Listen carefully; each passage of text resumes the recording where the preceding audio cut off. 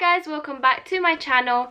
So let's talk about battery health, and battery in general is a bit of a grey topic for me. I don't really know much about it apart from turning your phone on low battery mode and also not using it while it's charging.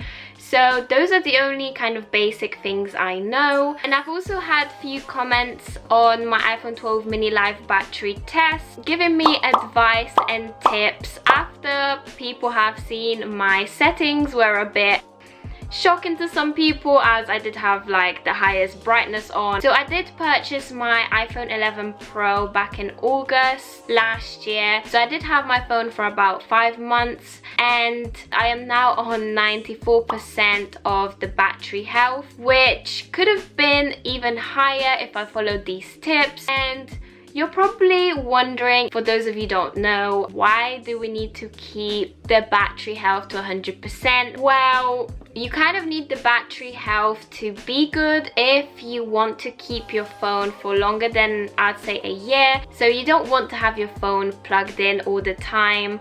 And also if you upgrade and want to resell your phone, a lot of people look at the battery health as they want it as high as possible, so you will interest a lot more people. So these are all the good things coming with keeping your battery health up high. So I got about 6 tips I should have really known, especially when I purchased my new phone. And hopefully some of these things will be new to you that you can put into your routine if you want to keep your battery health high. So here comes tip number 1. Don't let your phone completely die out, as it's not good for the battery. It will degrade the battery.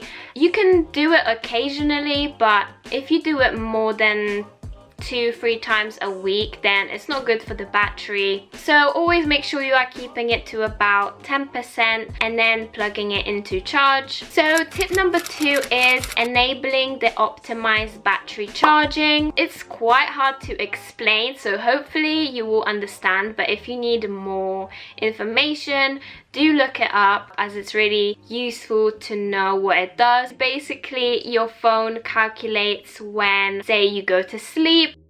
Well, it doesn't calculate that, but figures out when you're most likely to charge your phone and then when you take it out. So if there's like a certain time that it calculated this, it will basically, and this will happen over time. You can't just turn it on and then suddenly it will like know your schedule. But over time it will sort of calculate, okay, Klaudia charges her phone at like 2 p.m.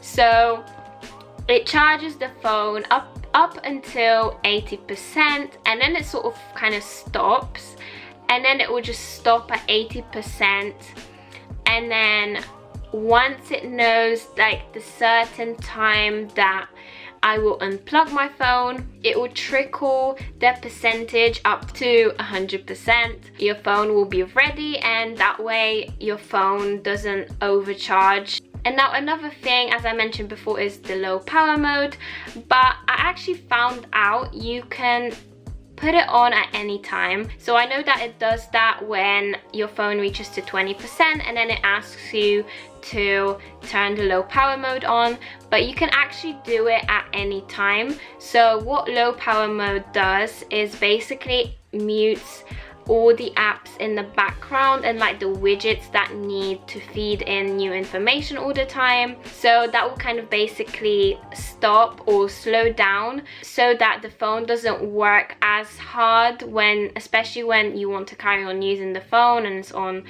a low battery. Now tip number 3 is avoiding extremely hot and extremely cold environments. So anything from 0 to 35 degrees is fine, but it's not mostly about kind of the outside temperature and the outside environment that the phone's in.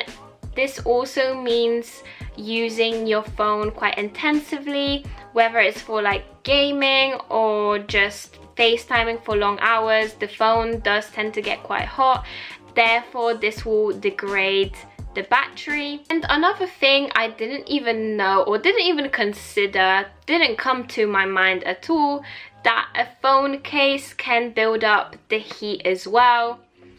duh. Yeah, especially if you have like a thick phone case, it could build up the heat, and especially when you're using it intensively and when you're charging or having it on fast charge, that will kind of affect it. And if the phone case actually gets warm, and that's like the outside layer of the phone, then the phone must be even hotter inside. So tip number 4 is using the original cable provided for your phone. Some cheap cables do not really act in the same way as the original charger does, and it can damage the hardware of the phone. Do go for trusted sites that provide good cables, and it doesn't necessarily mean good Amazon reviews, because some cables do actually power surge iPhones, and then they can break down the hardware, and it's not good for the phone at all.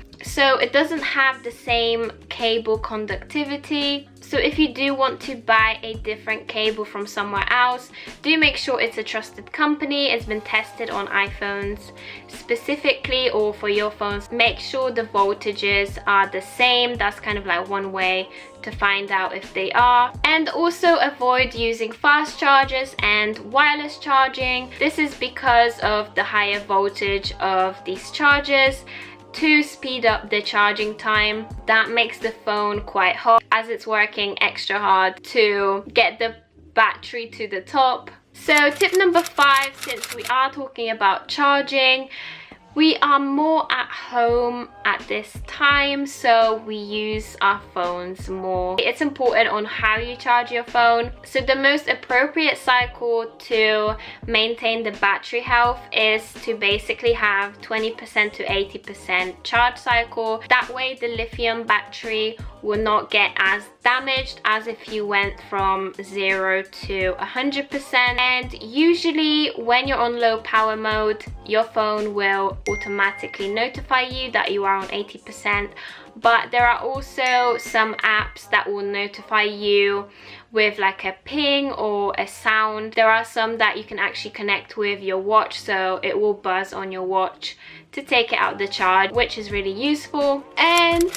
last tip is to use 4G when you're outside and outside only. I guess it's a normal thing that we do anyway, but sometimes when you're at home and your Wi-Fi sort of disconnects, your 4G will substitute that right away. So sometimes you won't even notice. There goes your phone bill.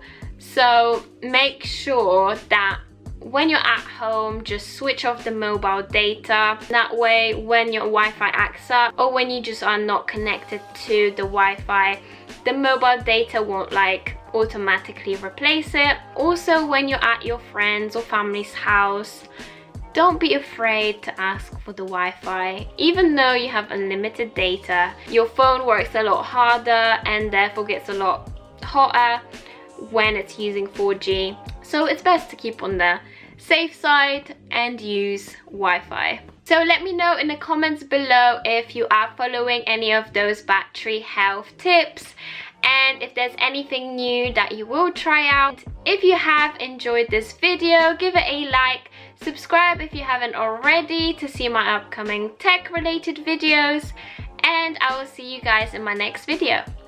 Bye!